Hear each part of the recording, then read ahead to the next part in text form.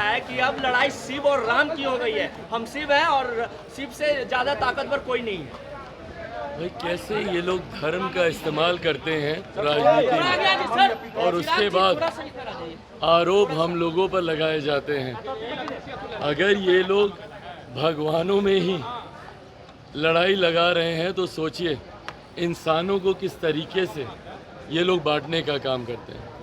हकीकत है विपक्ष के पास अब कोई मुद्दा नहीं बचा, इसीलिए ये लोग इस तरीके की भाषा का इस्तेमाल कर रहे हैं। हम लोग जब भगवान श्री राम की बात करते हैं, ये मैनिफेस्टो का हिस्सा भारतीय जनता पार्टी का रहा है, जिसको कभी कांग्रेस या इनके सहयोगियों ने पूरा नहीं होने दिया। 500 साल से ज़्यादा तक भगवान श्री राम रामलला उस टेंट के नीचे रहे, तब ना इनकी भावनाएं आहत हुई, ना इनकी संवेदना उस प्रति जागी। पर आज जब भारतीय जनता पार्टी ने अपने मैनिफेस्टो को पूरा किया, एनडीए ने जब अपनी बातों को पूरा किया, तो आज इनको शिव भी याद आ रहे हैं। पर उस वक्त उनको शिव याद नहीं आते जब उनकी आधी अर्धांगिनी, जब शक्ति के बारे में, उनके विनाश की बात जब उन्हीं के पार्टी के बड़े नेता करते हैं। हकीकत है चुनाव के वक्त सिर्फ और सिर्फ भावनाओं को आहत करने के लिए कांग्रेस, उनके घटक दल के नेता इस तरीके की बातें करते हैं। आज जब वो शिव को इतना याद कर रहे हैं तो उनको राहुल गांधी जी का वो बयान भी याद आना चाहिए, जहाँ पे वो शक्ति के विनाश की वो बात करते हैं। ऐसे में इन्हीं विरोधाभास में जो इंडिया अलायंस अटका हुआ है, यही कारण है कि 14 से कम समर्थन 19 में मिला और इस बार कांग्रेस ऐतिहासिक ऑल टाइम लो पर इस बार कांग्रेस का प्रदर्शन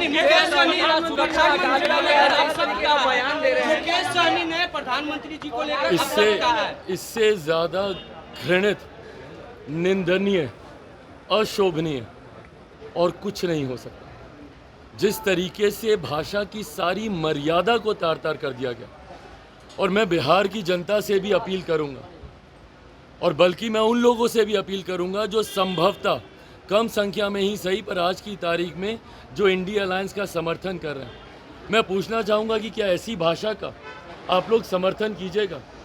मेरे प्रधानमंत्री से लाख बैर सही, पर क्या कोई भी सभ्य समाज में ऐसी भाषा का स्थान है? क्या आप एक राष्ट्रीय अध्यक्ष के लिए आप इस तरीके की भाषा का आप इस्तेमाल कर सकते हैं? आपका विरोध किसी से भी हो, भारतीय भाषाओं में उसके शब्दकोश में ऐसे शब्द हैं कि आप कड़ी से कड़ी निंदा मर्यादित शब्दों में रहकर आप कर सकते हैं। हमारे देश का गौरव है, हमारे देश का पहचान है हमारे प्रधानमंत्री। आपका उनसे मतभेद वैचारिक हो सकता है, पर इस तरीके से व्यक्तिगत टिप्पणी करना क्या आपको शोभा देता है? आज की तारीख में हम लोग 21वीं सदी में हैं, पढ़े लिखे समाज की हम लोग कल्पना करते हैं। ऐसे में जब ऐसे लोग जिनको कोई ना कोई अपना आदर्श मानता होगा, किस तरीके की एग्जाम्पल आप सेट कर रहे हैं, किस तरीके का उदाहरण आप देना चाह रहे हैं। मैं बिहार की जनता से आग्रह करूंगा कि देखें और देखकर निर्णय लें। एक तरफ राजद है जो परिवार की मां बहनों को गाली देने का काम करते हैं, दूसरी तरफ उनके सहयोगी हैं जो प्रधानमंत्री जी के बारे में इस तरीके के शब्दों का इस्तेमाल करते हैं। सभ्य समाज में ऐसे शब्दों की कहीं कोई स्थान नहीं है, और कल को अगर ऐसे लोग आ गए तो फिर उसके बाद आने वाली पीढ़ी को क्या संस्कार दिए जाएंगे, ये इनके नेताओं की भाषा से ही पता चलता है।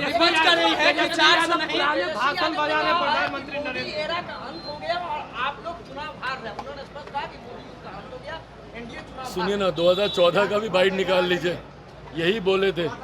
2019 का भी बाइट निकाल लीजिए, यही बोल रहे थे। अंत किसका हो रहा है ये तो ये देख ही रहे हैं ना। 2014 में जो प्रदर्शन था, एक सीट तो जीत नहीं पाए। 2019 में खाता पुनः नहीं खोल पाएंगे, और 2020 भी इनको भूलना नहीं चाहिए। 2020 में अगर हम लोग अलग होकर चुनाव नहीं लड़ते तो आज जो इनको घमंड है ना बड़ी पार्टी का, दहाई का आंकड़ा ये लोग पार नहीं